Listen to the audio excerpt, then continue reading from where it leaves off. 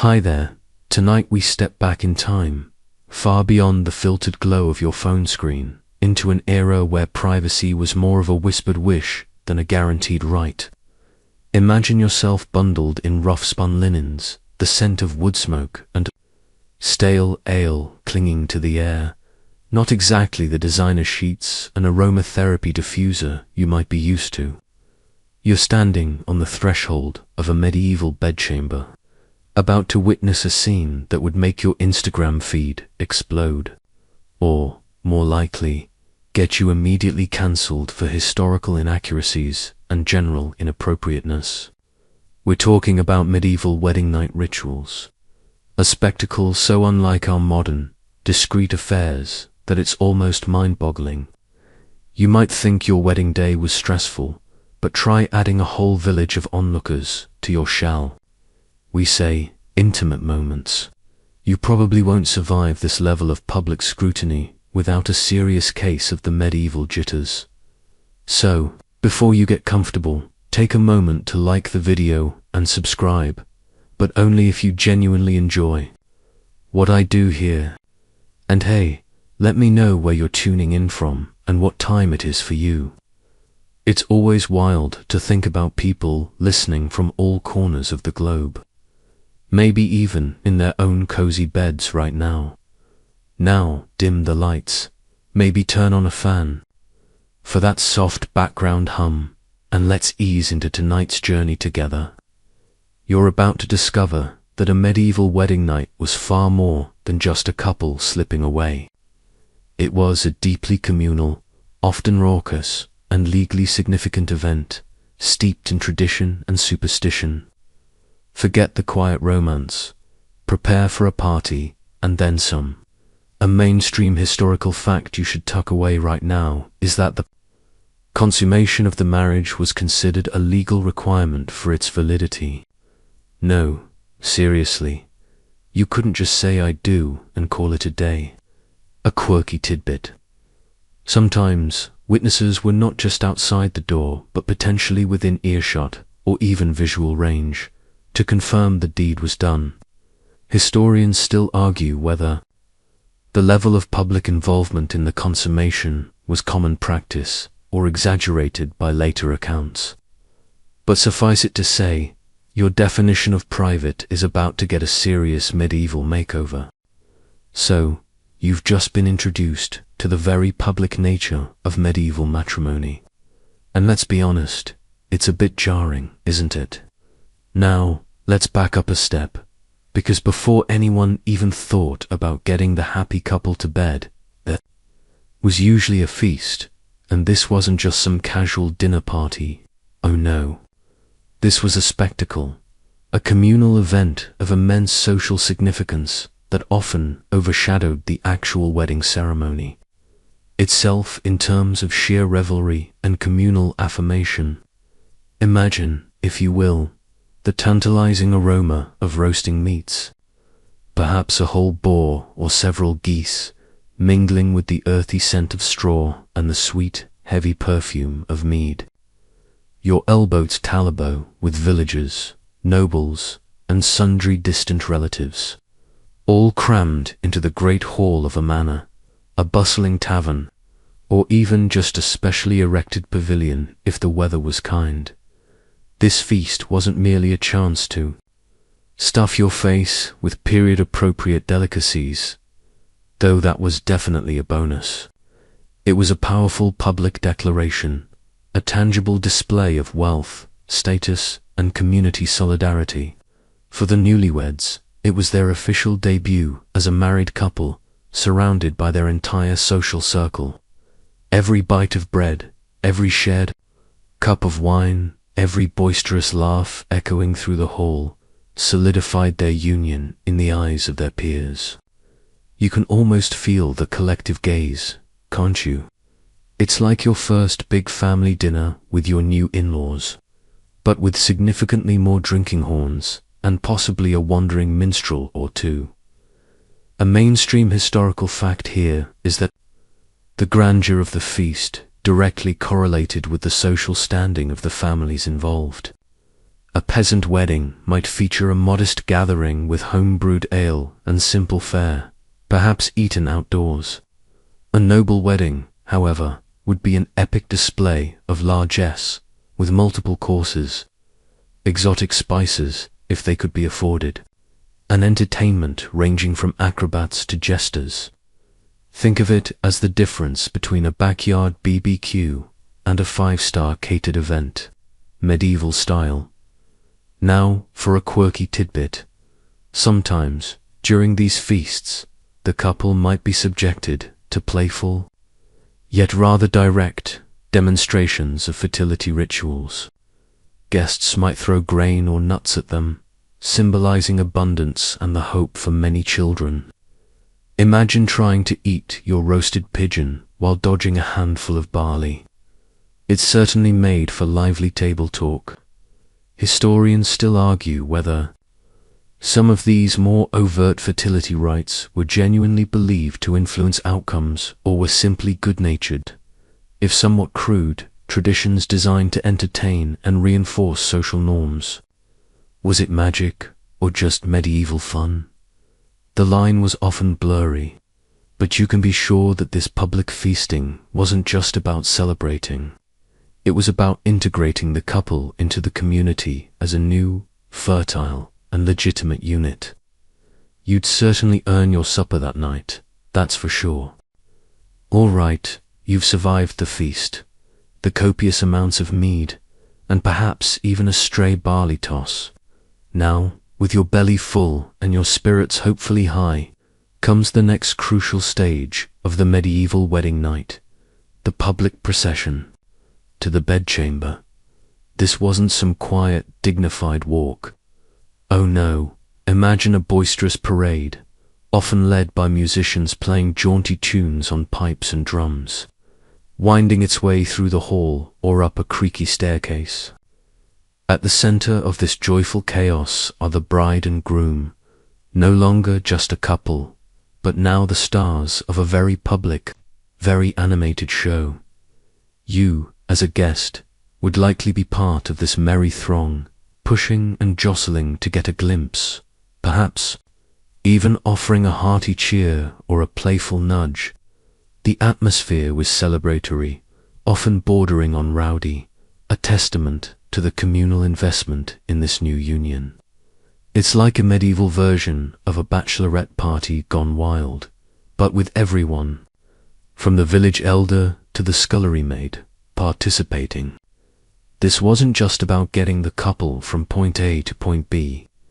It was a deeply symbolic act, physically moving them from their individual statuses into their new, shared married life, all under the watchful eyes of their community, a mainstream. Historical fact is that the public nature of this procession served to further legitimize the marriage. By parading the couple to their bed, the community collectively acknowledged and endorsed the union, leaving no doubt about its validity.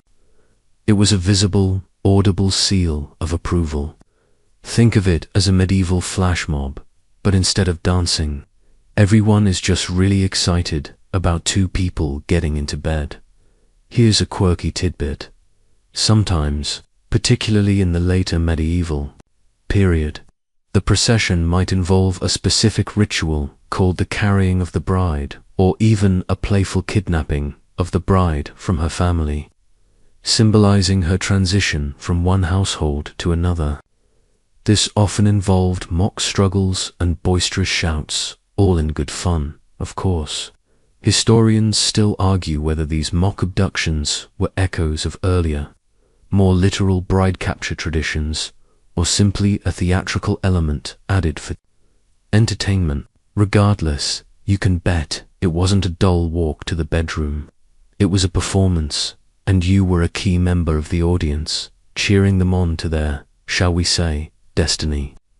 You definitely wouldn't be checking your phone during this part unless you wanted to get trampled by an enthusiastic reveler. The procession has concluded, and you find yourself standing just outside the threshold of the bridal chamber, perhaps craning your neck for a better view through the jostling crowd. Now comes the moment that truly distinguishes a medieval wedding night from anything you've ever experienced. The bawdy bedding ceremony. This wasn't a quiet goodnight. It was a loud, often hilarious, and sometimes cringe-worthy affair. Imagine the collective energy of the feast and the procession now concentrated into a smaller, more intimate space. The air crackles with anticipation, punctuated by ribald jokes and hearty laughter. You'd see the bride and groom, perhaps looking a mixture of embarrassed and amused, as they were quite literally bedded by their guests. This often involved helping them undress, or at least beginning the process, amidst a torrent of suggestive banter and well-wishing. It was all about making sure the couple felt the full force of communal approval, even if that approval came with a side of questionable humor. It's like a very enthusiastic, slightly inappropriate slumber party, but for adults, and with significantly higher stakes. A mainstream historical fact here is that the bedding ceremony was deeply rooted in the idea of public witness and communal participation in the marriage. By physically escorting the couple to bed and overseeing their preparations, the community publicly affirmed the legitimacy of the union and their blessing for its consummation. It was a visible, tangible commitment from everyone present that this marriage was real and supported. You simply couldn't get away with a quiet elopement in those days. Now, for a quirky tidbit. One of the most famous parts of this ceremony involved the throwing of stockings. Yes, you heard that right. Guests, often men, would take the bride's or groom's stockings and hurl them over their shoulders towards the couple, who were already in bed. A successful hit was believed to signify that the thrower would be the next to marry. So, imagine dodging flying hosiery while trying to maintain some semblance of decorum. Historians still argue whether this was a genuinely held superstition or simply a fun, interactive game to liven up the proceedings. Perhaps it was a bit of both, a playful way to pass on good fortune while getting a laugh. Regardless, it certainly added a unique flair to the grand finale of the day's festivities. You definitely wouldn't want to be wearing your best silk socks to a medieval wedding, that's for sure. They were practically projectiles. The stockings have been thrown, the jokes have mostly landed, and now the crowd, though still buzzing with excitement, begins to disperse, leaving the newly married couple to what was considered the most critical part of the entire wedding: consummation. You might think this is where things finally get private, but hold that thought. In the medieval mind, this act wasn't merely a personal expression of love or desire. It was a profound legal and theological necessity. Without it, the marriage, for all intents and purposes, wasn't truly complete. Imagine the immense pressure on the couple. After a day of public feasting, processing, and frankly, a somewhat intrusive bedding ceremony, they now faced the expectation of performing a duty that held the entire validity of their union in its balance. It was the moment when the spiritual and communal vows translated into a physical reality, solidifying their bond in the eyes of God and man. If you thought your wedding night was a lot, try adding the weight of societal and religious obligation to the mix. A mainstream historical fact is that canon law, the law of the church, stipulated that a marriage was not considered fully valid until it was consummated through sexual intercourse. This belief was deeply ingrained and formed the bedrock of marital law for centuries. Without consummation, a marriage could be annulled, essentially declared as if it had never happened. This wasn't just a formality. It had real-world implications for inheritance, legitimacy of children, and social standing. Now, for a quirky tidbit, while the guests would eventually leave the immediate vicinity of the bedchamber, It wasn't uncommon for close family members or trusted servants to remain nearby, perhaps just outside the door, listening for sounds that would confirm the act had taken place. Yes, you heard that correctly. Imagine trying to, well, get comfortable with Aunt Mildred strategically positioned just beyond the oak door, perhaps humming a cheerful tune. Historians still argue whether this witnessing was always auditory, sometimes visual, or varied widely based on region and social class. Some scholars suggest it was more about knowing it could be witnessed if needed, rather than an active voyeurism. But the underlying principle remained. The act needed to happen, and there needed to be some assurance that it did. It highlights just how far removed their concept of marital privacy was from our own. You'd definitely want some serious earplugs for that kind of experience. So, the crucial act of consummation loomed large, a heavy expectation in the medieval marital bed. And as we just touched upon, it wasn't always as private as you might assume. In fact, for many, the idea of witnessing the marriage's legitimacy was not just a metaphorical concept, but sometimes an uncomfortably literal one. You're probably picturing a reality show, but without the cameras, thankfully, and with significantly more medieval fashion choices. Imagine the atmosphere, the nervous couple, the fading echoes of the boisterous bedding ceremony, and then the quiet, heavy presence of those who might be listening, or even, in more extreme or specific cases, looking for direct confirmation. This wasn't about voyeurism for entertainment. It was about the very real legal and social standing of the union. It was about ensuring that the marriage was, in every sense, real.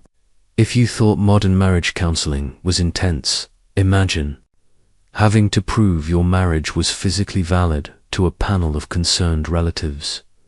A mainstream historical fact here is that the need for proof of consummation stemmed from the Church's doctrine that a valid marriage required both consent and carnal union. If one or both were absent, the marriage could be challenged. Thus, while direct witnessing of the act itself was certainly not universal or routine in every household, the possibility of it, or the presence of people close enough to hear, served as a societal mechanism to ensure the marriage was, in fact, consummated. It was the ultimate medieval form of quality control for a marriage contract. Now for a quirky tidbit. In some extreme cases, particularly involving royal or noble marriages, where the legitimacy of an heir was paramount, there were accounts of attendants or even physicians being present or entering the chamber shortly after the couple was left alone, specifically to confirm the physical act had taken place. This might involve examining the sheets for evidence of defloration, a practice that sends shivers down modern spines, but was considered a necessary, albeit grim, duty at the time. Historians still argue whether such direct post-coital examinations were common or isolated incidents, often exaggerated in later accounts for dramatic effect. Some scholars suggest these stories are more indicative of the anxiety surrounding consummation's importance rather than a widespread practice. Regardless, it underscores the intense scrutiny placed upon the marital bed, transforming it from a private space into a stage where the future of families, and sometimes even kingdoms, was decided. You'd definitely want to make sure your acting skills were up to par, just in case. With the intense focus on consummation and its public, or at least audibly acknowledged, nature. You might think the medieval wedding night was purely a legal or biological formality. But fear not, there was also a spiritual dimension, a quiet moment of sanctity amidst the bawdy jokes and watchful eyes. This brings us to the tradition of blessing the bridal bed, Imagine the hubbub slowly fading, the last of the revelers finally ushered out. A sense of hushed expectations settles over the chamber. Then, perhaps, a priest or a respected elder might enter, carrying a censer or holy water. This wasn't a wild party anymore. It was a solemn, hopeful ritual. The bed itself, the very place where the marriage would be physically sealed and future generations hopefully conceived, was imbued with sacred significance. You can almost smell the faint scent of incense mixing with the lingering odor of beeswax candles, creating an atmosphere far removed from the earlier boisterousness. It was a moment of prayer, a plea for divine favor and fertility. A mainstream historical fact is that the blessing of the marriage bed, or corbiculum benedictio, was a common practice endorsed by the Church throughout the medieval period. It symbolized the Church's recognition and blessing of the marital union, particularly its procreative aspect. It was believed to sanctify the union and protect the couple and their future offspring from evil influences. Think of it as the ultimate spiritual seal of approval on your well. Private life. Now for a quirky tidbit.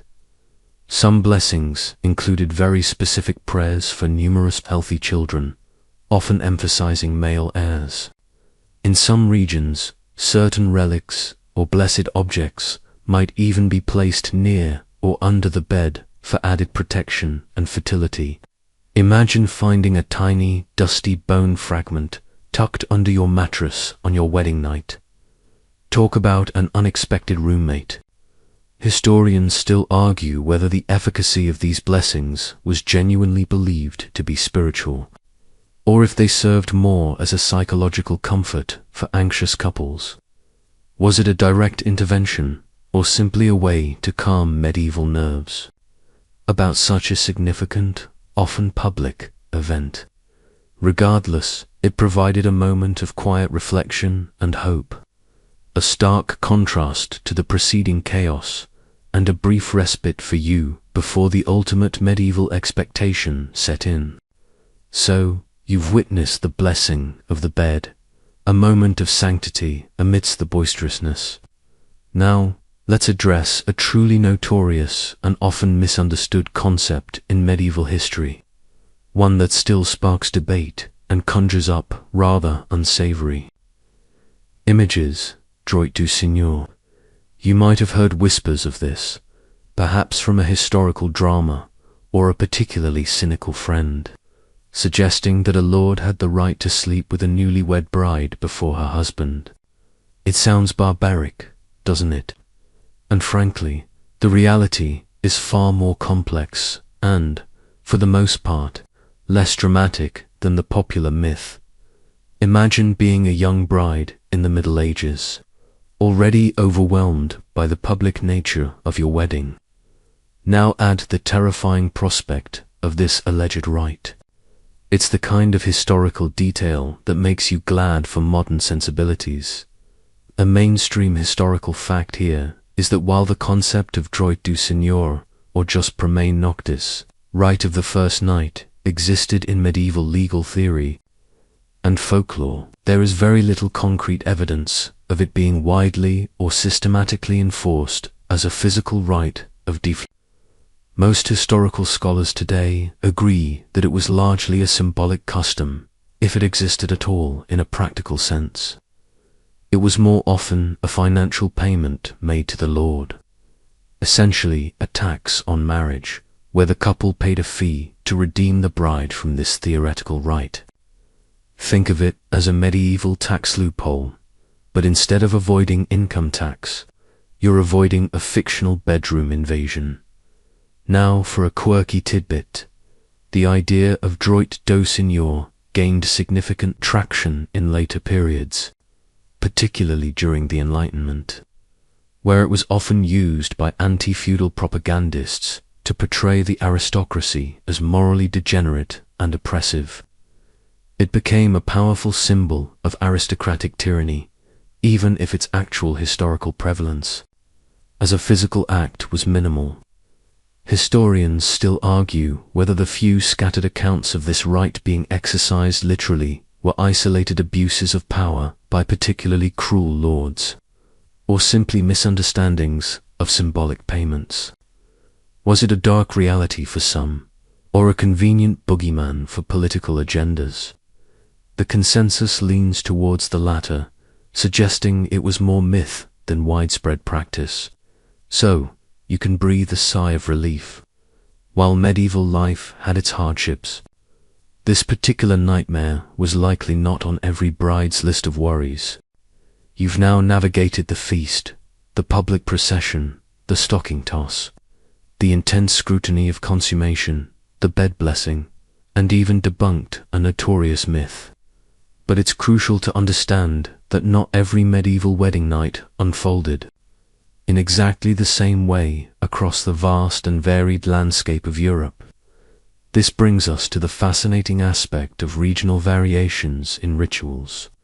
Just like today, where a wedding in Texas might look different from one in Tuscany, medieval customs were a rich tapestry woven with local threads.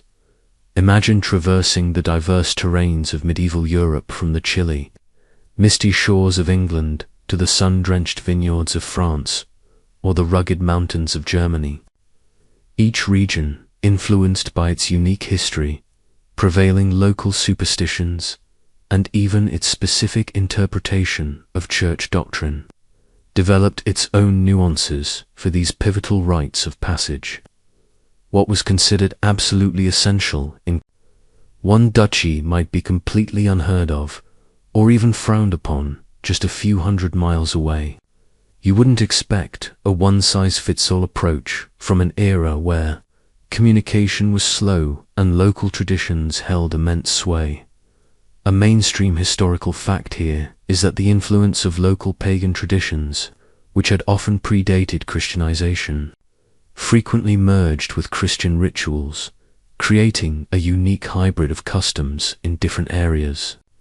For example, while the church emphasized the spiritual blessing of the marriage, older folk beliefs about fairies, trolls, or malevolent spirits might lead to specific protective charms or loud noises being made to ward them off during the wedding night, especially in more rural, isolated communities. Now, for a quirky tidbit, in some Nordic regions, there are accounts of specific bridal baths being taken by the bride before the wedding night, sometimes communally, and seen as a purification ritual. Contrast that with parts of southern Europe, where emphasis might have been placed more heavily on musical serenades outside the bedchamber, or even specific dances performed by the couple to ensure fertility. Historians still argue whether some regional variations were truly distinct practices or simply different levels of emphasis on common themes. Were they fundamentally different, or just different flavors of the same cake? Regardless, you can bet that if you were a time-traveling wedding planner in the Middle Ages, your job would involve a lot of research into local customs. You couldn't just rock up with a generic playbook and expect things to go smoothly. You need to be a true connoisseur of regional peculiarities. Just as geography shaped wedding night rituals, so too did the intricate layers of medieval society. You see, the experience of a noble bride and groom was vastly different from that of their peasant counterparts, which leads us to explore how social class influenced wedding customs. It's like comparing a blockbuster Hollywood wedding with a simple backyard ceremony today. Same core event, wildly different execution and expectations. Imagine yourself as a high-born lady, destined for an arranged marriage that would solidify alliances, expand territories, or perhaps mend political fences. Your wedding, and by extension, your wedding night, would be a grand public spectacle, meticulously choreographed to impress and affirm your family's status. There would be lavish feasts, perhaps even tournaments, and the bedding ceremony might involve a retinue of ladies-in-waiting and male attendants, all there to uphold decorum and witness the transfer of the bride from her family's protection to her husband's. The pressure to produce an heir, especially a male one, was immense, and the consummation would be treated with utmost seriousness, sometimes even under the subtle or not-so-subtle gaze of those ensuring legitimacy. You wouldn't just be marrying a person, you'd be marrying a dynasty.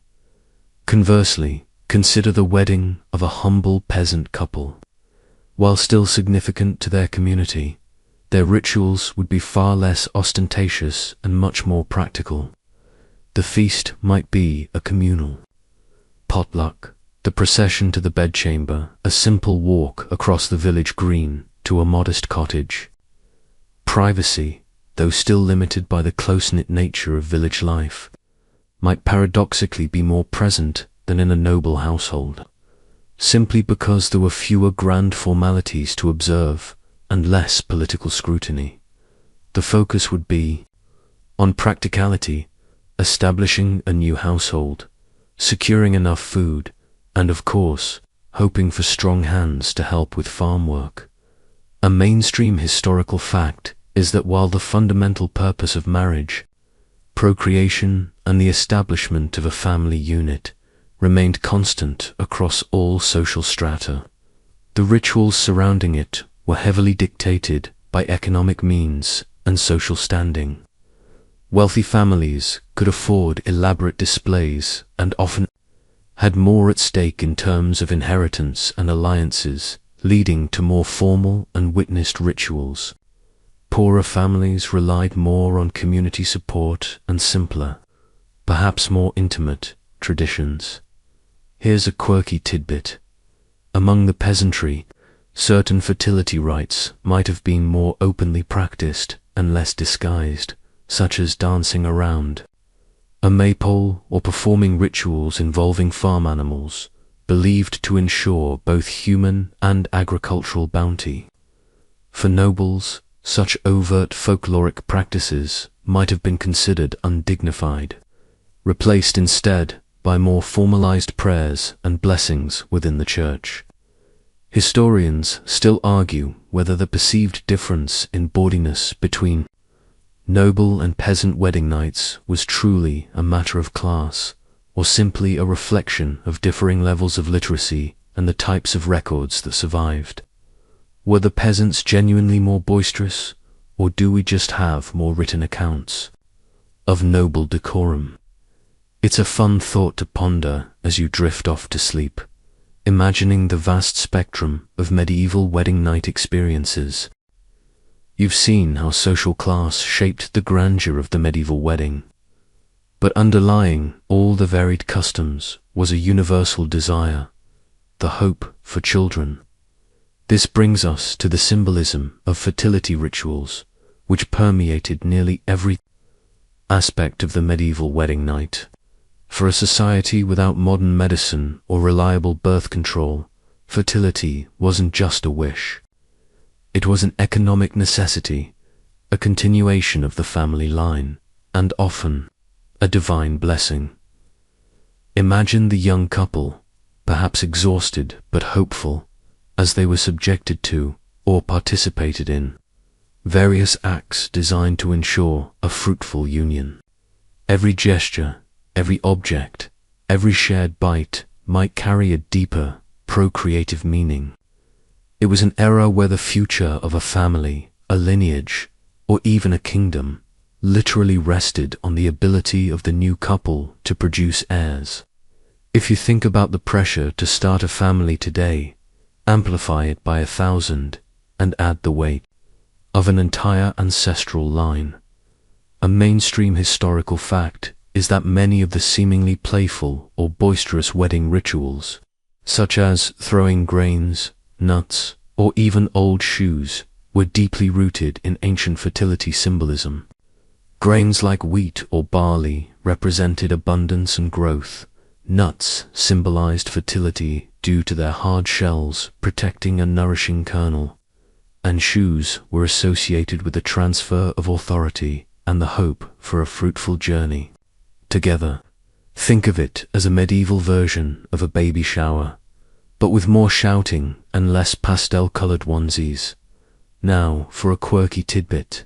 In some regions, it was customary for guests to give the couple a fertility cake or specific foods, believed to enhance potency and conception. Sometimes, pieces of the cake were crumbled over the couple's heads or even placed under the bed. Imagine waking up to find crumbs in your medieval hair.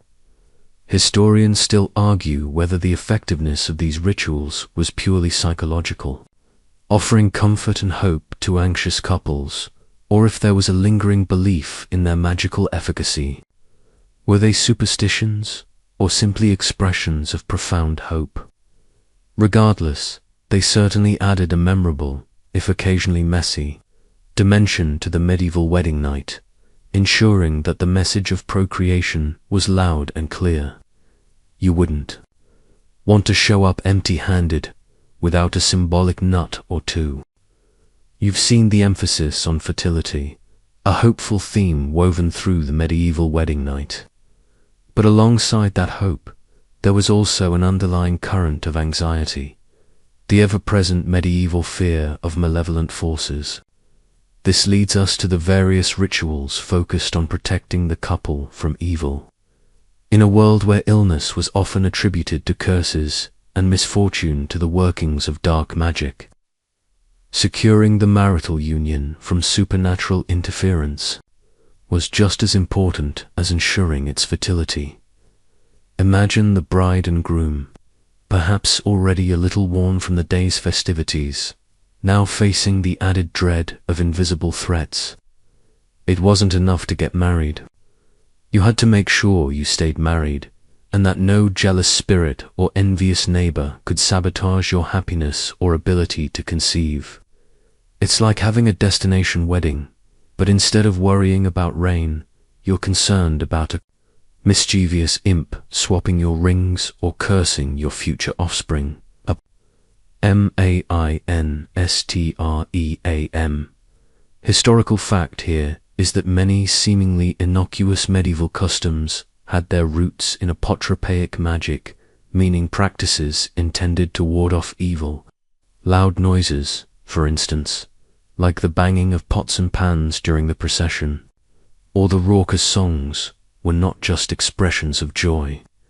They were believed to scare away lurking demons or malevolent fairies who might try to steal the bride, curse the groom, or otherwise interfere with the marriage. This is why you often hear about bells being rung loudly at weddings, not just to announce the event, but to cleanse the air of bad vibes. Now for a quirky tidbit, some couples might have carried protective charms or worn specific herbs, like dill or rue, on their person or in their clothing, particularly during the bedding ceremony, believing these plants had the power to repel evil spirits.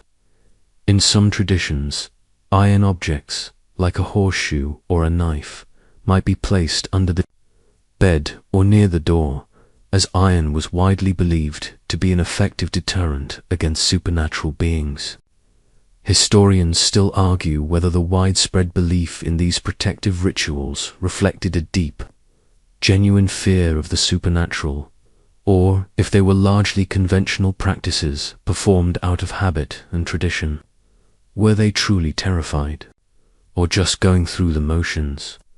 Regardless, you can bet that if you were a medieval couple, you'd probably hedge your bets and throw a few protective herbs into your trousseau, just in case. Better safe than cursed, right? You've seen the fertility wishes and the protective spells, all aimed at safeguarding the future of the new couple. But what becomes abundantly clear as you delve into these medieval rituals is that a marriage was rarely, if ever, a purely private affair. This leads us to the profound role of community in marriage. In an age before widespread bureaucracy and formal legal documents, The collective acknowledgement and participation of the community served as the ultimate validator of a union. Imagine the sheer number of people involved in your wedding day, from the feast to the bedding ceremony. You weren't just marrying your partner, you were marrying into, and with the blessing of, your entire social network, your village, your guild, your extended family. It was a deeply interconnected world where individual actions had ripple effects, and a marriage was seen as a foundational act for the stability of the entire community. It's like a massive family reunion that also happens to be a legally binding ceremony, and everyone has a vested interest in your success. A mainstream historical fact is that public opinion and communal witness were often as, if not more, important than formal written contracts in validating a medieval marriage, especially among the lower classes. The collective knowledge that a couple had publicly declared their intent, celebrated together, and then, crucially, were seen or heard entering the marital bed served as sufficient proof of their married status. This informal yet powerful system of social accountability ensured that few could deny a legitimate union. Now, for a quirky tidbit, in some communities, after the couple was finally left alone, well-wishers might actually stand outside the bedchamber, perhaps singing songs or telling stories late into the night, almost as a form of continued guardianship or a celebratory serenade. Imagine trying to get some sleep with a medieval choir just outside your window. Historians still argue whether this prolonged communal presence was genuinely intrusive, or if it was seen as a supportive and comforting gesture, a way for the community to show enduring solidarity with the newlyweds. Was it an invasion of privacy, or a warm embrace? Regardless, it certainly highlighted that you were never truly alone in your marital journey during the Middle Ages. You were very much a part of a larger, watchful, and deeply invested human fabric.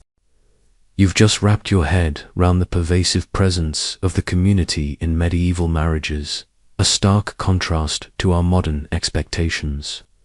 This naturally brings us to a concept that was almost alien to the medieval mindset, especially concerning the wedding night. Privacy, a modern concept. What we consider a fundamental right, a shield around our most intimate moments, simply didn't exist in the same way for your average medieval couple. Imagine growing up in a small, often crowded cottage where multiple generations slept in the same room, or a bustling manor house filled with servants and retainers. The idea of a personal, secluded space for deep intimacy was largely absent from daily life. For the wedding night, this lack of privacy was amplified by design, turning what we consider a private affair into a semi-public performance. You wouldn't just be having a wedding night. You'd be performing one, in a sense, for the benefit of your family, your community, and even your God.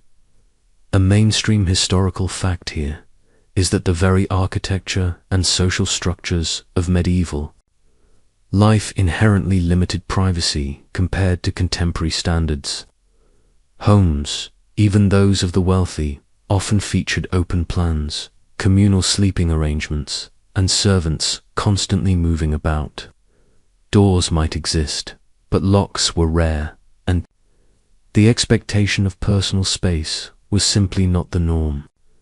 This made the concept of a truly private wedding night something of an anomaly. Now, for a quirky tidbit, in some wealthier households, where a separate bedchamber might exist, it was still common for a chambermaid or valet to sleep on a pallet in the same room or just outside the door, ready to assist their lords or ladies at any moment. Imagine trying to explain to your spouse that your personal assistant needs to be in the room during your wedding night. Historians still argue whether the lack of privacy contributed to a different societal understanding of intimacy, or if people simply adapted by finding fleeting moments of true seclusion within their crowded lives. Did it foster a more communal sense of self, or just a really good ability to ignore background noise? Regardless, it's safe to say your medieval counterpart probably wasn't worried about whether the neighbors could see through the curtains, because frankly, the neighbors might have just been in the next bed over. So, you've grasped the medieval concept, or lack thereof, of privacy, and how the community was deeply embedded in the marital process. This communal involvement didn't just end when the couple was finally left alone. It often extended to the very next morning, leading us to the curious practice of the morning after, proving consummation. Yes, you heard that right. In some instances, the wedding night wasn't entirely over until evidence of its successful completion had been presented. Imagine the bride, having just navigated the exhausting and public rituals of the previous day, now facing the possibility of a morning after inspection. The pressure to perform the night before wasn't just about personal success. It was about publicly demonstrating that the marriage was legally and spiritually sound. It's like having a final exam after the party, but the subject is, well, very personal. This practice, though not universal, underscores the critical importance of consummation for the validity of the union and the legitimacy of any future offspring. May, INSTREAM. Historical fact here is that in cases where the marriage was of high importance, for example, royal or noble unions, or where there was a specific reason to doubt its consummation, for example, an annulment request, physical proof, could indeed be sought. This might involve examining the bedsheets for signs of defloration, or in some truly grim accounts, a physical examination of the bride. While this practice is abhorrent to modern sensibilities, it was a legal and social mechanism in an era without DNA tests or universally accepted marriage certificates. Now, for a quirky tidbit, the stained sheet, often presented by the chambermaid or a female relative, became a symbolic trophy or proof of the bride's virginity prior to the marriage, and its subsequent loss during consummation. It was, in a way, the ultimate certificate of authenticity.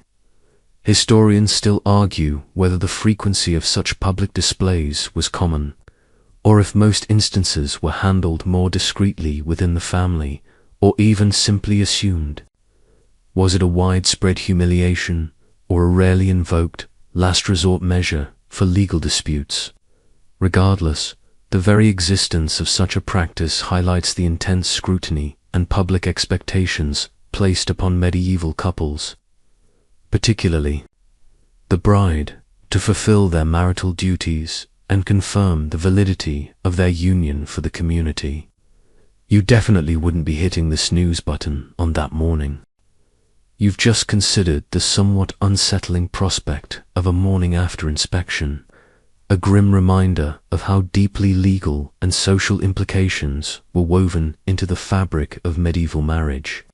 And speaking of legalities, it's impossible to discuss medieval unions without delving into the economic foundations that underpinned them, dowry and marriage contracts.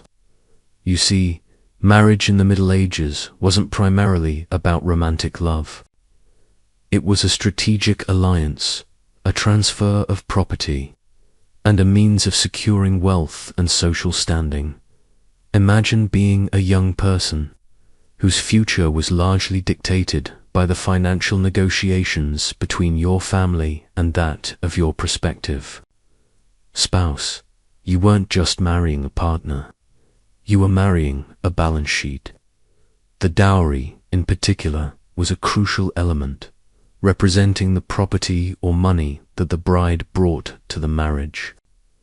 It was her contribution to the marital estate, a form of security for her, and often a major reason for the union itself. If you thought splitting the bill on a date was complicated, try negotiating an entire fortune that determines your entire future. A mainstream historical fact is that the dowry was an essential component of many medieval marriages, particularly among the aristocracy and propertied classes. It provided the wife with some economic security in case of widowhood or a failed marriage, and it was also a significant contribution to the new household's finances. In some regions, the groom's family might also provide a dower or mourning gift to the bride, often a portion of the husband's property, further cementing the financial arrangement. Now, for a quirky tidbit, medieval marriage contracts, especially for noble families, could be incredibly detailed, stipulating everything from the exact amount and type of dowry lands, silver, specific textiles, even livestock, to the number of servants the bride would bring, and what would happen if the marriage produced no children or only female heirs. Imagine signing a prenuptial agreement that included clauses about the fertility of your future wife. Historians still argue whether the extreme emphasis on economic considerations diminished the possibility of genuine affection within arranged marriages, or if love often grew out of these pragmatically forged unions. Did people find love despite the contracts, or because of them? Regardless, it's clear that the medieval wedding night, with all its rituals and expectations, was the ultimate physical and symbolic culmination of a meticulously planned economic and social merger. You were a walking, talking asset in a grand familial transaction. You've navigated the financial complexities of medieval marriage, where dowries and contracts laid the groundwork for the union. But what happens when that meticulously planned union, despite all the feasts, blessings, and public affirmations, doesn't quite work out as intended? This brings us to a critical legal pathway in the Middle Ages: annulment for non-consummation. Unlike divorce, which was generally not permitted by the Church, an annulment declared that a marriage had never been valid in the first place, and the most common ground for this was the failure to consummate the union. Imagine the immense relief, or perhaps the profound shame, for a couple whose marriage was deemed invalid due to this biological reality. For the Church, a sacramentally valid marriage required not just the consent of the parties, but also the physical union that symbolized and actualized that consent. If, for whatever reason, the couple could not or did not have sexual intercourse, the marriage could be undone. It's like having a contract that's voided if a specific, highly personal clause isn't fulfilled. The pressure on the wedding night, as you now know, was therefore not just social, but deeply legal and ecclesiastical. A mainstream historical fact is that the inability to consummate a marriage was one of the few accepted grounds for annulment by the medieval Church. This could be due to impotence on the part of the husband, or physical incapacity on the part of the wife, or simply a refusal to engage in the act. The process often involved detailed inquiries, sometimes even physical examinations, as alluded to earlier, and testimony from witnesses or family members. It was a serious matter, with significant implications for the couple's future and their social standing. Now, for a quirky tidbit, to prove non-consummation, particularly in cases of alleged impotence, extreme measures might be taken, including the inspection of the 7 witnesses, a group of matrons, or even male relatives, appointed to confirm the physical condition of the party claiming impotence. Imagine being put on display for that kind of examination. Historians still argue whether these annulment processes, especially those related to non-consummation, were truly about upholding spiritual doctrine, or if they were, sometimes conveniently, used by powerful families to escape politically undesirable alliances. Was it divine law or a medieval loophole? Regardless, it certainly highlighted the Church's immense power over personal lives and the deep, pervasive link between the physical act of consummation and the very legal existence of a medieval marriage. You definitely wouldn't want to get on the wrong side of the medieval ecclesiastical court. You've delved into the legalities of annulment, particularly when it came to non-consummation, revealing the Church's powerful hand in medieval marital affairs. This naturally leads us to a broader examination of the Church's influence on marriage itself. For centuries, the Church was not just a spiritual guide. It was the primary legal authority governing marriage, shaping everything from who could marry whom to the very rituals you've been exploring.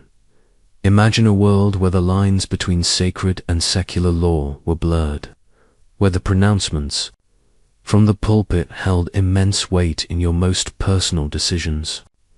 The Church sought to regulate marriage, moving it from a purely familial or tribal affair to a sacrament, a holy union blessed by God. This meant a shift towards monogamy, away from practices like concubinage, which, as you remember, was a low status, an exploitative position in ancient Greece, and a strong emphasis on mutual consent and the procreative purpose of marriage. It's like having a divine referee for your relationship, with very strict rules and powerful penalties for infringements. A mainstream historical fact here is that by the 12th century, the Catholic Church had largely formalized marriage as one of the 7 sacraments, elevating its spiritual status and consolidating its control over marital law. This meant that marriage was no longer just a private contract between families, but a public, sacred vow made before God and the community, administered by the clergy. This had profound implications for legitimacy, inheritance, and social order. Throughout medieval Europe, now for a quirky tidbit, to combat clandestine marriages, unions made without public witness or church approval, often just by mutual consent, the Church increasingly emphasized the importance of public ceremonies and the role of priests in blessing the union. Yet, despite these efforts, clandestine marriages persisted, often causing legal headaches regarding inheritance and legitimacy. Historians still argue whether the Church's increasing regulation of marriage was primarily driven by theological purity, or if it was also a strategic move to consolidate its power and influence over secular life. Was it spiritual guidance or a power grab? Regardless, it's undeniable that the Church was an omnipresent force, shaping the very definition of a medieval wedding and dictating the spiritual and legal expectations of that all-important wedding night.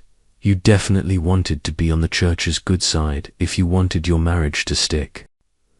You've seen how the Church shaped the legal and spiritual framework of medieval marriage, but the medieval mind also grappled with the biological realities of procreation, often through lenses that seem incredibly foreign to us today.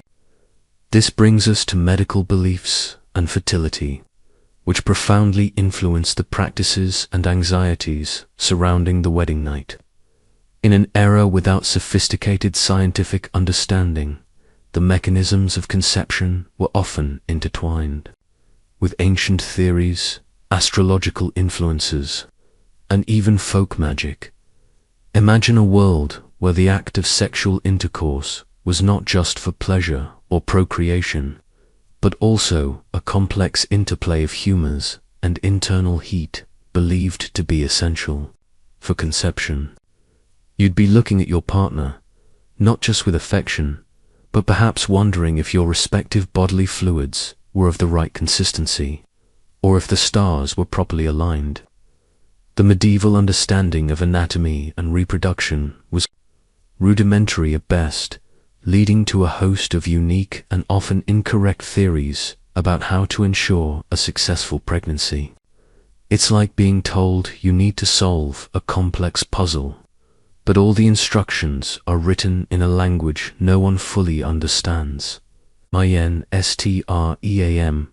Historical fact here is that medieval medical theory was largely based on the ancient Greek concept of the four humours: blood, phlegm, yellow bile, and black bile, and the belief that a balance of these humours was essential for health and fertility.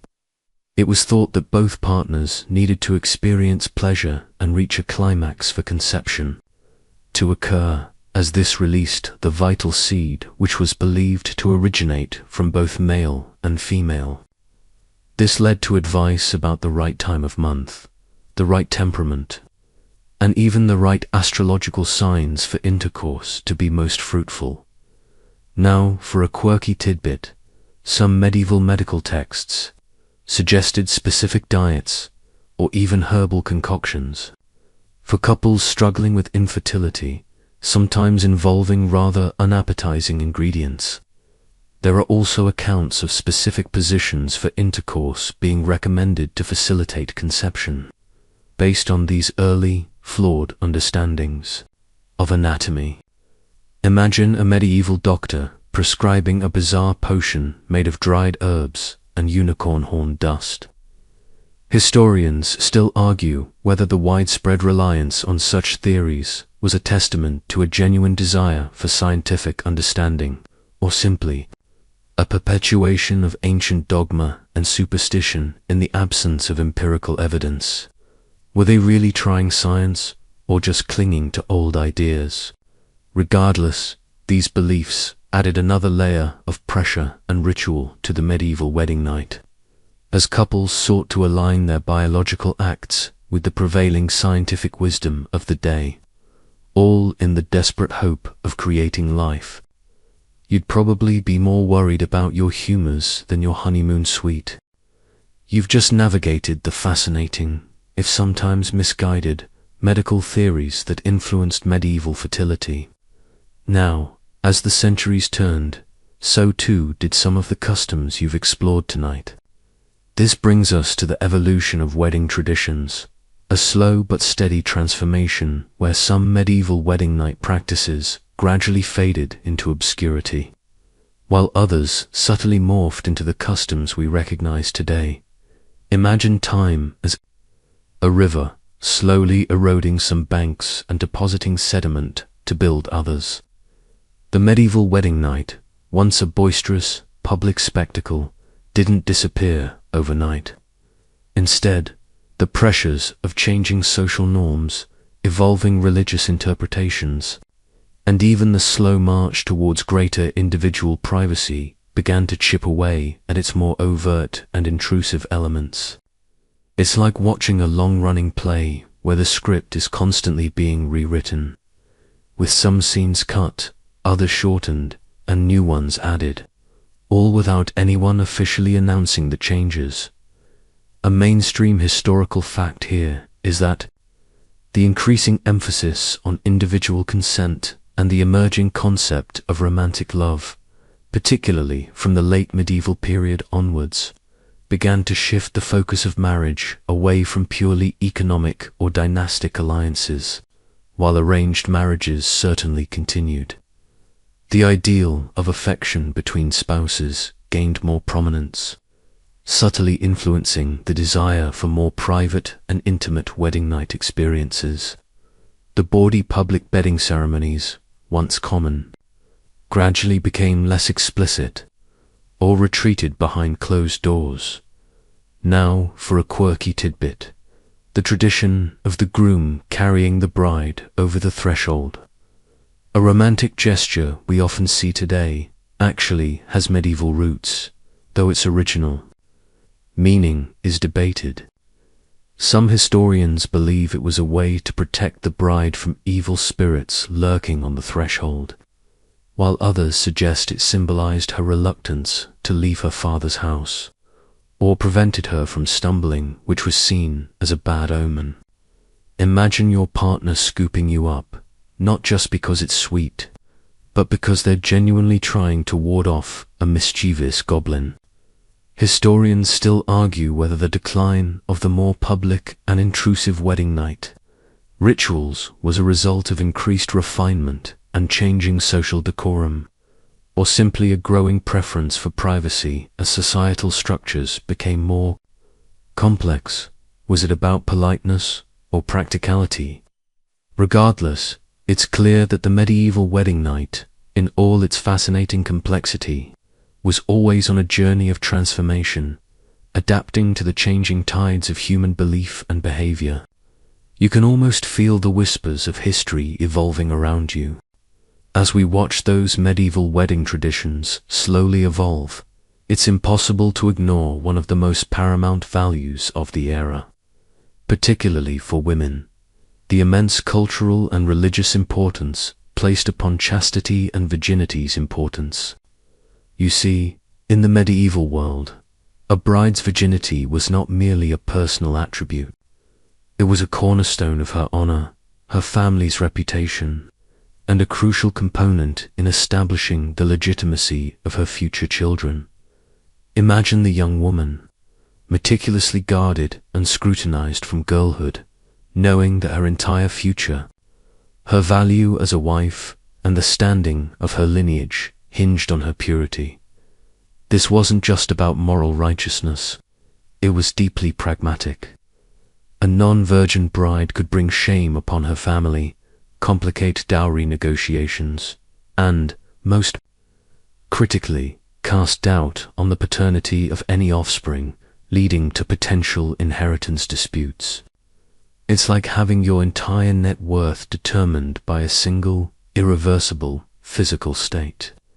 The pressure, especially on the bride leading up to the wedding night, must have been immense, a suffocating expectation that weighed on every interaction. Mainstream. Historical fact here is that, for most of the medieval period, particularly within Christian Europe, virginity was held as the ideal state for a bride, symbolizing purity and ensuring the legitimacy of heirs. The loss of virginity before marriage was considered a serious transgression, often resulting in social ostracization, a diminished dowry, or even the annulment of a betrothal. The wedding night, therefore, was the designated, sanctified moment. For this transition, witnessed either directly or indirectly by the community. Now, for a quirky tidbit, in some regions, specific rituals were performed by female relatives or midwives after the wedding night to confirm the bride's lost virginity, sometimes even involving public display of stained sheets as proof. This proof was seen not as a humiliation, but as an affirmation of the marriage's validity and the bride's honor. Imagine a parade of women carrying your bedsheets through the village square. Historians still argue whether the extreme emphasis on female virginity was primarily a theological construct, a societal mechanism for controlling female sexuality, or a practical method for ensuring clear lines of inheritance in a time without genetic testing. Was it about virtue, control, or convenience? Regardless, it's clear that the state of a bride's virginity was a central, defining element of the medieval wedding narrative, culminating in that pivotal wedding night. You definitely wouldn't want to accidentally spill wine on the sheets that night, for fear of misinterpretation. You've just grappled with the intense societal pressures surrounding virginity in the medieval period, particularly for the bride. Now, let's pivot from the social and spiritual to the refreshingly mundane, yet equally impactful, reality of practicalities: cold, hard beds. Forget the plush mattresses and climate-controlled bedrooms of today. A medieval wedding night, despite all its ceremonial grandeur, often concluded in a physical environment that was, to put it mildly, less than luxurious. Imagine the rough textures of wool blankets, perhaps a straw-filled mattress, a palliasse, or even just a simple wooden bed frame draped with some fabric. Heating systems were primitive, often just an open hearth in the great hall, so the bedchamber, particularly in winter, would have been draughty and chilly. The air might be thick with the lingering scent of smoke, unwashed bodies, and damp earth. You wouldn't just be celebrating your union. You'd be contending with the very real discomforts of medieval living. It's like camping, but with more societal pressure and significantly less Gore-Tex. A mainstream historical fact here is that beds, even for the wealthy, were often simpler and less comfortable than modern equivalents. Mattresses were commonly stuffed with straw, feathers, or wool, and elaborate bed frames, while signifying status, didn't necessarily equate to superior comfort. Keeping warm was a constant battle, and chambers were rarely as insulated as modern rooms. This meant that the physical act of bedding often involved huddling under layers of heavy blankets to ward off the chill. Now, for a quirky tidbit, to combat the cold, some wealthier households might have had warming pans, metal pans, with long handles filled with hot coals that would be passed between the sheets to preheat the bed before the couple retired. Imagine your medieval chambermaid offering you a heated bed like it was a 5-star hotel amenity. Historians still argue whether the physical discomforts of medieval life made the wedding night a more purely functional event for many, or if the sheer excitement and importance of the occasion simply overshadowed the lack of creature comforts. Did they just grin and bear it? Or did the romance somehow transcend the rough sheets? Regardless, it's a good reminder that while the rituals were grand, the physical reality was often quite basic, lending a certain rugged charm to the medieval marital experience. You'd definitely be grateful for a hot water bottle if you could get your hands on one. You've braved the rough textures and chilly drafts of a medieval bedchamber. Now, let's turn our attention to another practical, yet highly symbolic aspect of medieval marriage that often found its place, literally, in the bridal chamber, the wedding chest and gifts. This wasn't just about unwrapping presents.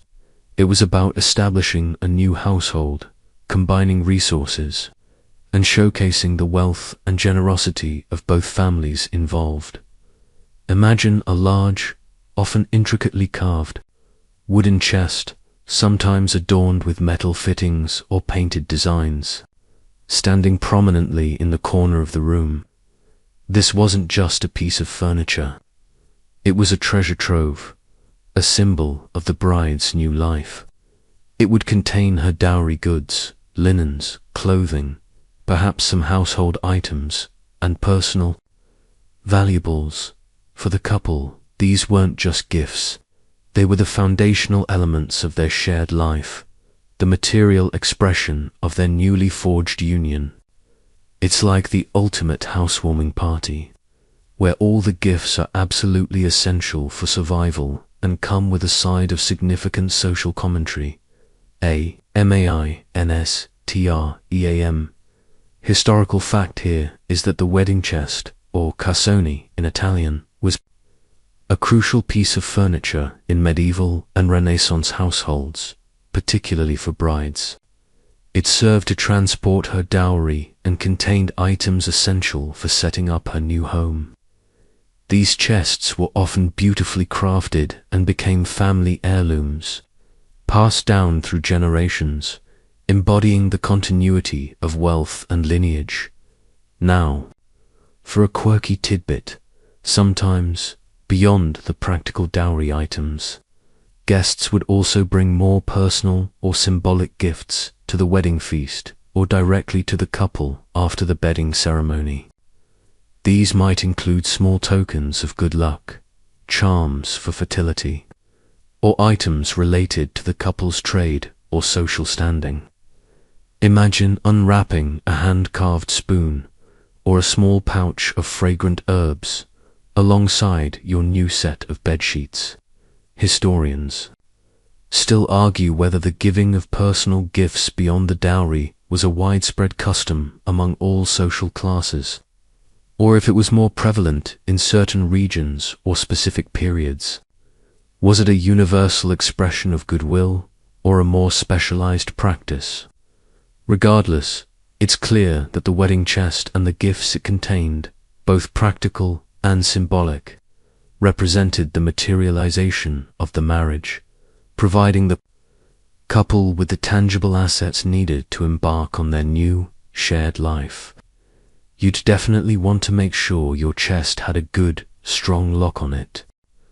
You've considered the practicalities of the wedding chest and the gifts it held, marking the material beginnings of a new household.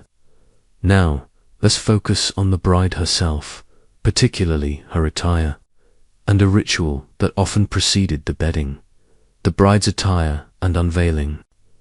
This wasn't just about looking beautiful. It was steeped in symbolism, marking her transition from maiden to wife, and often culminating in a revealing moment that publicly acknowledged her new status. Imagine the bride, perhaps in a gown of fine silk or linen, embroidered with symbols of fertility or prosperity, her hair potentially unbound or intricately braided beneath a veil. This veil wasn't just an accessory. It was a powerful symbol of her virginity, her modesty, and her protected status as an unmarried woman.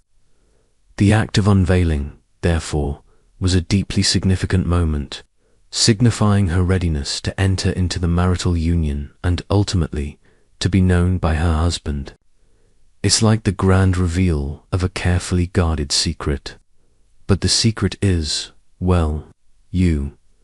A mainstream historical fact here is that the bridal veil was a widespread symbol across medieval Europe, representing purity, modesty, and the transition from a maiden's status to that of a married woman.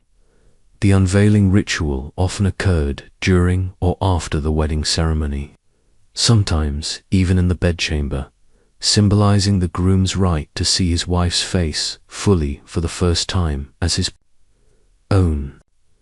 This was a private moment within a semi-public setting, a visual marker of the marital bond. Now for a quirky tidbit. In some regions, the bride's garter or her shoes might be symbolically removed by the groom or his attendants during the bedding ceremony, often too much laughter and ribald commentary. This wasn't just about getting ready for bed. It was a symbolic disrobing that marked the formal conclusion of her single life and the beginning of her marital duties. Imagine your groom wrestling with your wedding shoes while your guests cheer him on. Historians still argue whether the elaborate nature of medieval bridal attire was primarily a display of wealth and status, or if every element of the gown, from its color to its embroidery, carried specific symbolic meaning intended to bring good fortune and fertility. Was it fashion or for? Regardless, the bride's attire and the ritual of her unveiling were integral parts of the wedding night's narrative, visually reinforcing the profound change in her social and personal identity. You'd definitely want to make sure your veil was securely fastened for all the day's antics. You've just witnessed the symbolic unveiling of the bride, a powerful marker of her new status. But beneath all the joyous rituals and practical considerations, there lurked a deep-seated anxiety that could overshadow even the grandest wedding: the fear of impotence and barrenness. In a society where family lineage was paramount and children were an economic necessity, the inability to conceive was not just a personal sorrow, it could be a social catastrophe. Imagine the young couple, perhaps after days of celebration, now facing the quiet dread that their union might not be fruitful. For the groom, the fear of impotence was a profound blow to his masculinity and his ability to fulfill his most fundamental marital duty, to produce heirs. For the bride, barrenness could lead to accusations of divine disfavor, social stigma, and even the threat of repudiation. It's like carrying the weight of your entire family tree on your shoulders, and knowing that one misstep could cause it to crumble. This underlying anxiety permeated the wedding night, making the act of consummation not just a legal necessity, but a deeply hopeful, yet potentially terrifying, endeavor. A mainstream historical fact here is that impotence, particularly on the part of the husband, was a recognized and legitimate ground for annulment in medieval canon law. If a marriage could not be consummated due to the husband's physical inability, it could be declared null and void. Similarly, a lack of children, while not always grounds for annulment, was a source of immense concern and often led to prayers, pilgrimages, and the use of various folk remedies. Now, for a quirky tidbit, to cure or prevent impotence, some medieval remedies were incredibly bizarre, ranging from consuming strange concoctions of herbs and animal parts to performing specific magical rituals under a full moon. There are even accounts of couples being advised to avoid thinking about anything unclean during intercourse, as it was believed to hinder conception. Imagine your medieval doctor prescribing you a diet of powdered badger testicles and a strict no impure thoughts rule. Historians still argue whether the prevalence of these anxieties truly reflected widespread issues with fertility, or if it was amplified by the lack of medical understanding and the immense societal pressure to produce offspring. Was it a genuine biological struggle or a cultural construct? Regardless, it's clear that for many medieval couples, the wedding night wasn't just about joy. It was also a moment fraught with a unique set of fears and profound hope for the future. You'd probably be lighting a lot of candles and praying quite fervently. You've delved into the anxieties surrounding fertility, a serious undertone to the medieval wedding night. Yet, for all the gravity, there was also a pervasive sense of joyous abandon, manifesting in generous doses of humor and ribaldry in festivities. You see, medieval people, despite their hardships, knew how to let loose, and a wedding, especially the night of, was the perfect occasion for unbridled merriment. Often with a distinctly earthy flavor, imagine the raucous laughter echoing through the hall, the teasing jokes, the suggestive songs. This wasn't polite drawing room humor. It was often crude, direct, and focused squarely on the impending consummation and the promise of future children. Guests would shout advice, crack jokes about the couple's anticipated performance, and engage in playful, yet explicit, banter. It's like a stand-up comedy show, but the audience is participating, and the subject matter is exclusively about sex and procreation, all delivered without a microphone. This wasn't seen as disrespectful. It was a way for the community to express its collective joy, to bond, and to release nervous energy surrounding such a significant event. mainstream. Historical fact here is that bawdy humor and explicit jesting were common features of medieval folk culture, particularly at communal celebrations like weddings. These jokes, often focusing on fertility, sexuality, and marital duties, served as a way to ease tension, educate in a rather direct way, and celebrate the physical aspects of the marital union in a public, yet accepted, manner. It was a societal pressure valve, allowing for a collective release of inhibitions. Now for a quirky tidbit, some wedding traditions involved mock battles between male and female guests outside the bridal chamber, or even playful attempts by the women to steal the groom or the men to capture the bride, symbolizing the transition of the couple into their new marital roles.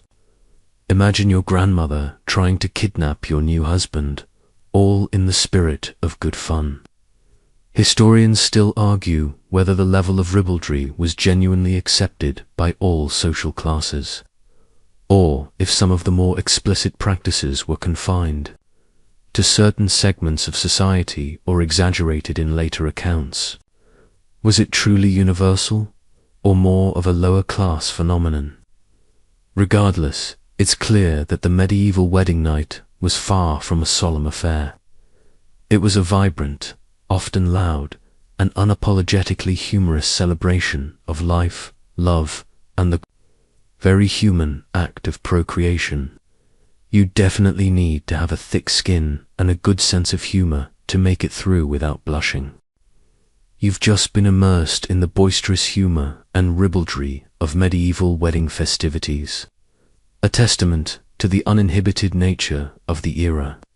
But all these rituals, from the solemn blessings to the raucous jokes, culminated in one overarching purpose: the transition to married life.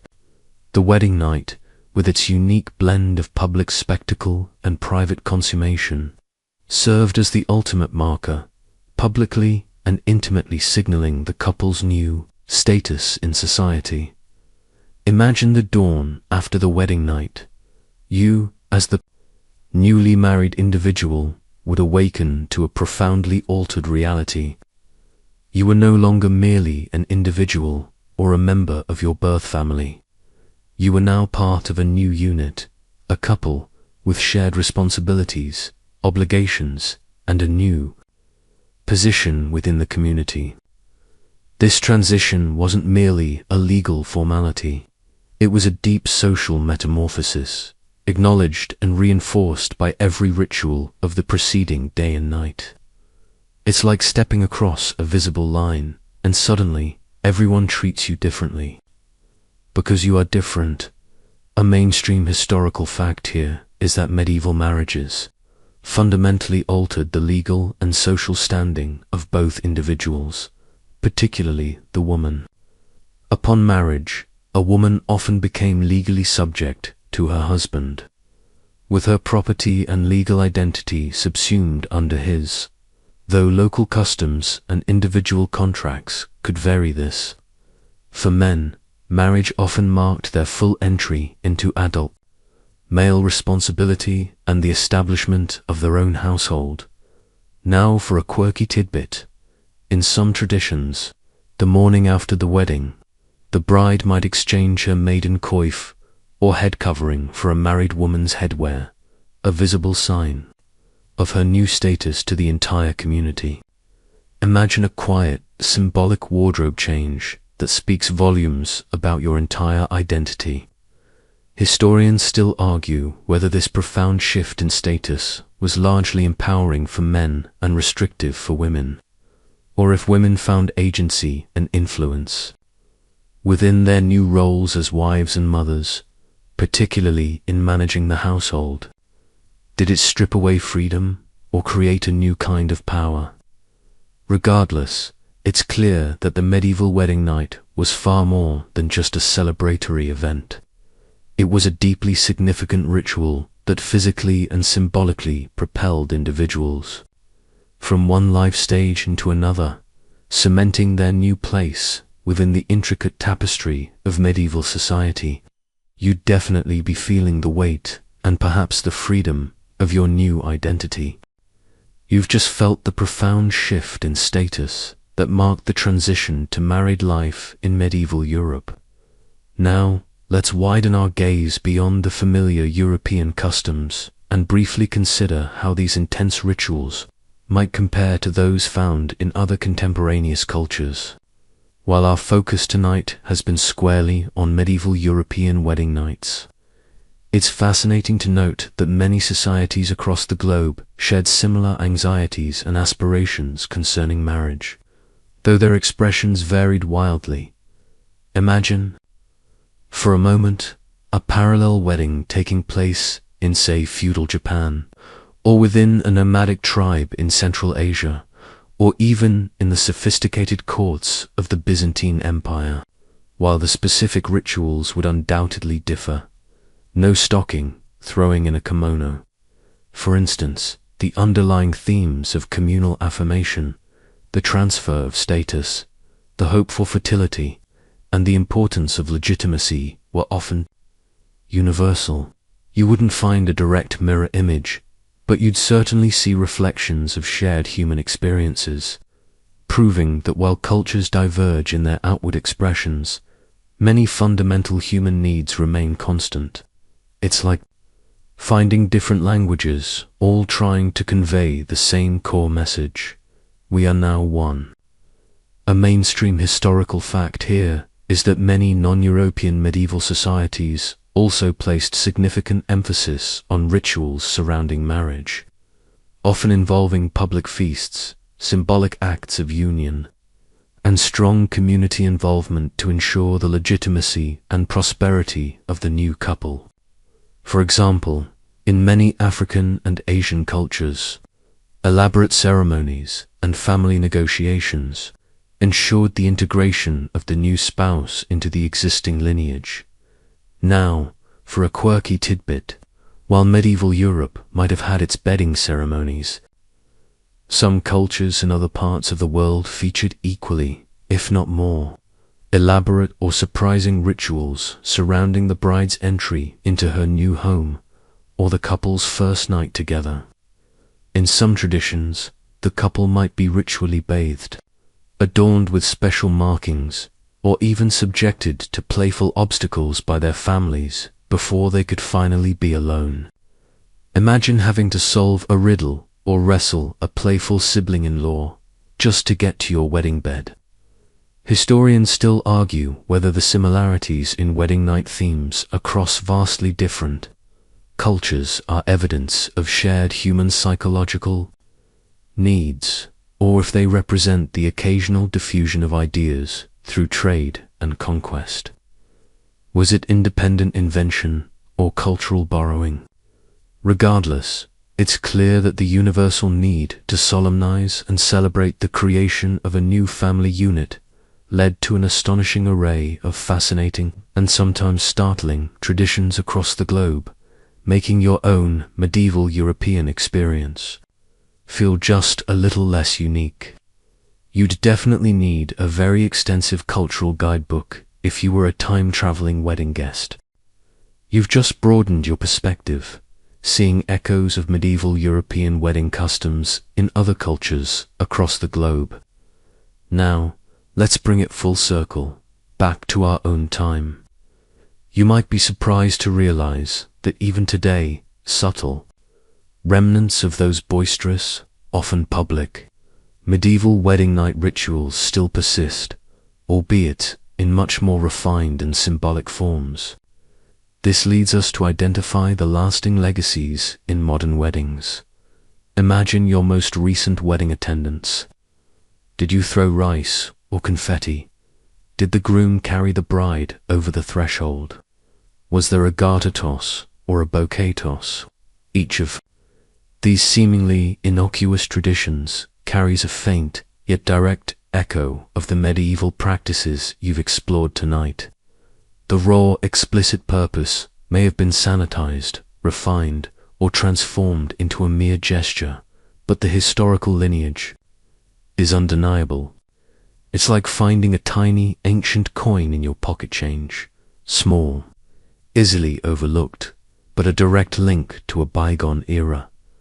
A mainstream historical fact here is that many contemporary wedding traditions, such as throwing rice or confetti, carrying the bride over the threshold, and even the bachelor and bachelorette parties, have traceable roots in medieval or even older customs.